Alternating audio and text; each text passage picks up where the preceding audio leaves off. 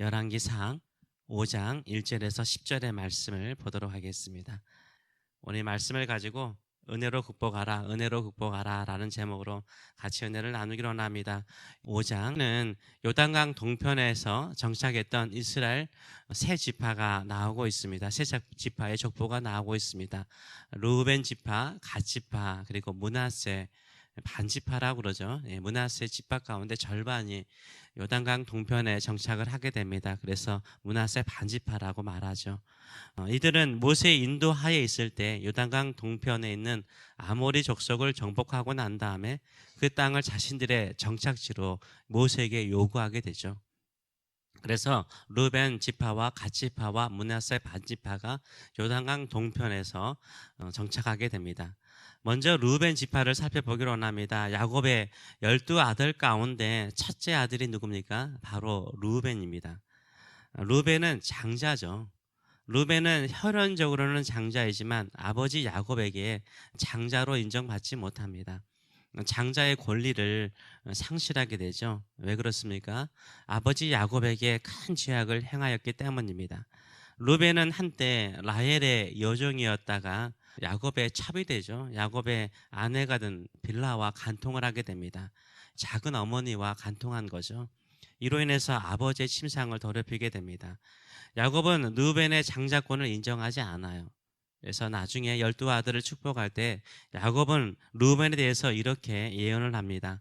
창세기 49장 3절과 4절의 말씀을 보게 되면 르벤아 너는 내 장자요 내 능력이요 내 기력의 시작이라. 위풍이 월등하고 권능이 탁월하다마는 물의 끓음 같았은즉 너는 탁월하지 못하려니. 한때는 그 능력과 그 기력이 탁월했다는 거예요. 근데 물의 끓음같이 잠깐 끓었다가 꺼져버렸다라고 말합니다. 탁월하지 못하느니 네가 아버지의 침상에 올라 더럽혔음이로다. 그가 내 침상에 올랐었도다 하고 두 번이나 이것을 강조하고 있습니다. 월등한 능력을 가졌지만 그 이상의 탁월한 능력을 발휘하지 못하는 르벤의 모습을 보여주고 있습니다. 그리고 야곱은 누구에게 이 장조권을 줍니까? 요셉입니다. 요셉. 야곱은 요셉을 장자로 인정을 해요. 11번째 아들이지만 요셉을 장자로 인정하고 다른 아들보다 두 분깃을 줍니다. 창세기에 보게 되면. 그래서 요셉의 두 아들이 므낫세와 에브라임인데 이 므낫세와 에브라임을 야곱의 양자로 삼아요. 그리고 야곱의 한 지파씩을 담당하게 합니다. 그래서 우리가 요셉 지파라는 말보다는 에브라임 지파, 므낫세 지파 이렇게 말하지 않습니까? 그래서 실질적으로 13지파를 이루게 되는 것입니다. 그래서 장자로서 두 분깃을 갖게 되죠. 명분상 장자는 요셉 지파였습니다. 그래서 요셉 지파가 므낫세 지파와 에브라임 지파를 이루어서 이스라엘 지파의 두 분깃을 가지게 되는 거죠. 그러나 유다는요, 혈연적으로 장자도 아니고 아버지에게 장자의 명분을 얻지도 못했습니다. 그런데 유다는요, 영적인 장자였습니다. 가나안 정복 전쟁에 있을 때도 항상 유다 지파는 앞장서는 모습들, 그리고 아버지 야곱을 설득해서 요셉에게 이 애굽으로 내려갈 때도 이 장자다운 유다의 모습들을 보게 됩니다. 나중에 유다에는 왕이 나오죠. 다윗 왕을 통해서 주권자가 나온다라고 말하고 있습니다. 이 유다 지파에 대해서 항상 시기심과 질투심을 가지고 따지는 지파, 경쟁의식을 가지는 지파가 있었습니다. 바로 에브라임 지파입니다.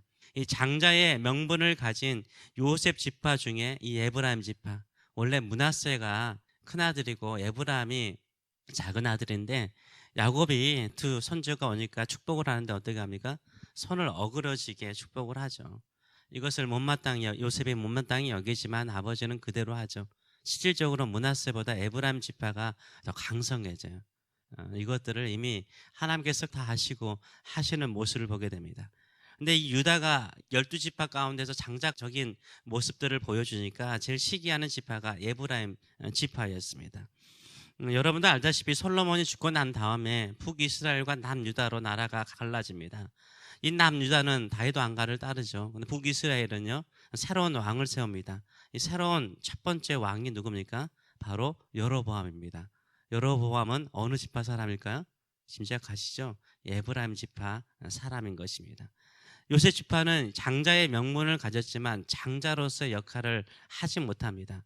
사사기를 보게 되면 외부의 적의 공격이 와서 물리칠 때마다, 전쟁을 할 때마다요, 항상 뒤늦게 등장해요. 뒤늦게 와서 생색은 다 내는 지파가 바로 이 에브라임 지파였습니다. 그러나 유다 지파는요, 장자의 명분은 없었지만 장자다운 역할을 하게 되는 거죠. 직분이나 명분이 있다면 그 직분 때문에, 그 명분 때문에 충성스럽게 일하는 일꾼들이 많습니다. 우리도 그렇게 하셔야죠. 그러나 직분이나 명분이 없더라도 하나님과 이웃들에게 신실한 사람들이 있습니다. 먼저 희생할 줄 알고, 먼저 손해볼 줄 알고, 가장 위험할 때 가장 먼저 나설 수 있는 사람이 영적인 장자인 줄 믿습니다. 하나님께서 이런 사람들은요, 왕처럼요, 주변 사람들을 선한 곳으로, 좋은 곳으로 인도하는 일꾼으로 삼으시는 줄 믿습니다. 이런 믿음의 사람 되시는 저와 여러분 되시길 축원합니다. 르우벤 지파는 야곱이 예언한 것처럼 출발은 좋았습니다. 야곱의 기력을 받았고 사랑을 받았던 첫 번째 아들이잖아요. 이런 모습들이 실질적으로 그들의 지파 속에도 나타나게 됩니다. 그래서 이들은 한때 넓은 땅을 차지하고 많은 가축을 가지게 됩니다. 오늘 르우벤 지파의 족보를 보게 되면 번성했다가 쇠퇴한 것으로 나오고 있습니다. 이 르우벤 지파는 강성했습니다. 그래서 유브라테스 강, 유브라데 강까지, 광야의 동편까지 그 땅을 다 차지했어요. 그리고 가축도 많았다라고 말을 하고 있습니다. 사울 왕 때에는 길르앗 온 땅에 장막을 치며 살 정도로 큰 땅을 차지하였습니다.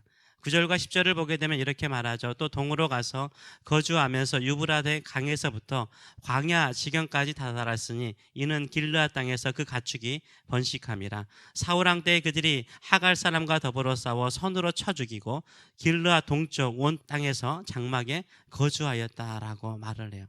이렇게 번성했어요, 르우벤 지파는요. 그러나 쇠퇴하게 되죠. 6절의 말씀을 보게 되면 10절보다는 6절이 훨씬 늦게 일어난 일이, 300년 후에 일어난 일이니까요. 6절을 보게 되면 그의 아들은 부엘하니 그는 르우벤 자손의 지도자로서 아수르 왕 디글라 빌레셋에게 사로잡힌 자라라고 말하고 있어요. 이 북이스라엘이 멸망할 때 3번에 의해서 아수르의 공격을 받습니다. 이 3차 공격 때 잡혀갔다라고 이야기를 하고 있습니다. 뛰어난 능력과 힘을 가지고 요단강 동편에서 힘을 발휘했던 르우벤 지파가 결국은 아수르의 포로로 끌려가게 되는 것을 보게 됩니다. 이제 5장을 읽게 되면 왜 이들이 포로로 끌려갔을까요? 이들의 부유함이요, 양떼를 찾아가고요, 인간적인 것을 추구하다 보면은 범죄하게 되죠. 죄를 짓게 됩니다. 그 죄가 뭡니까? 하나님을 섬기지 않고 우상을 숭배하는 거예요. 요단강 동편에 있는 세 지파도요, 결국은 우상 숭배를 하고 하나님을 떠나가요. 자신들의 먹고 사는 것에만 집중하다 보니까 결국 하나님을 의지하기보다는 경제적인 어떤 이득이나 어떤 것을 의지하다 보니까 결국 신앙을 떠나가게 되고 하나님께 버림받는 것을 보게 됩니다.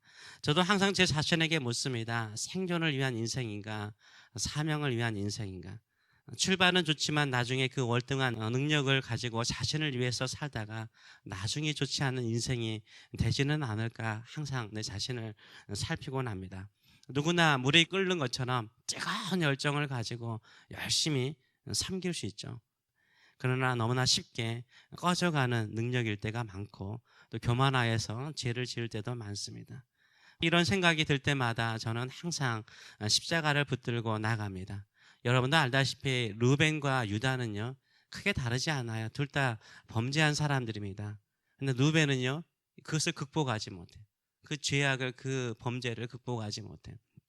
더 하나님께 나가고 믿음으로 살면 되는데 그렇지 못해요. 유다는요, 참 이 며느리 다말과 그런 관계, 두 아들은 여호와 보시기에, 하나님 보시기에 악을 행하는 아들들이었잖아요. 근데 극복해 나가요. 은혜를 붙들고 극복하고 믿음으로 극복해 나가고 오히려 더 희생하며 나아가려고 그래요. 그 유다의 조상의 모습을 통해서 유다 지파가 모든 것을 다 극복해 가거든요. 어렵고 힘든 것들 유다가 다 극복해 가거든요. 우리도 마찬가지입니다. 인생을 살다 보면 실수할 수 있고 실패할 수 있고 어려운 일을 겪을 수 있고 하나님의 눈에 벗어날 수 있어요. 하나님의 눈에 벗어나면 어떻게 해야 돼요? 하나님의 시선 안에 들어오면 되는 거잖아요. 더 멀어지면 안 되죠. 그래서 우리는요, 끊임없이 예수 그리스도의 십자가를 붙들고 주님의 시선 안에 들어오시는 저와 여러분 되시길 축원합니다. 은혜를 구하면 다 하나님께서 은혜를 베푸세요. 기어서라도 하나님의 보좌 앞에 오시면 하나님께서 그 은혜를 베풀기를 주저하지 않으세요. 오히려 이전보다 더 풍성하게 은혜 베푸실 줄 믿습니다. 출발이 월등하여 능력이 있었는데 실패했는데 다시 주를 붙잡고 나가면 이전에 주었던 능력보다 더 큰 능력으로 우리를 사용하여 주실 줄 믿습니다. 이 믿음을 가지고 주께 나가시는 저와 여러분 되시길 축원합니다. 기도하겠습니다. 살아계신 하나님 아버지 은혜를 감사드립니다. 명분도 직분도 사람들의 인정도 우리에게는 중요하지 않습니다. 늘 우리에게 자비를 베풀기를 기뻐하시고 은혜 구하는 자에게 은혜를 안겨주시되 풍성하게 안겨주시고 스스로 극복할 수 없는 어려움과 힘든 것들을 능히 이길 뿐만 아니라 이전에 가졌던 그 능력보다 더 큰 능력 주시기를 기뻐하신 우리 주님이 계시기에 오늘도 이 새벽에 나와서 주의 은혜를 구하고 은혜의 보좌 앞에 나갑니다. 혹시나 우리가 주님 앞에서 부끄러운 생각, 더러운 마음들, 또 혹시나 실패나 실수나 범죄가 있습니까?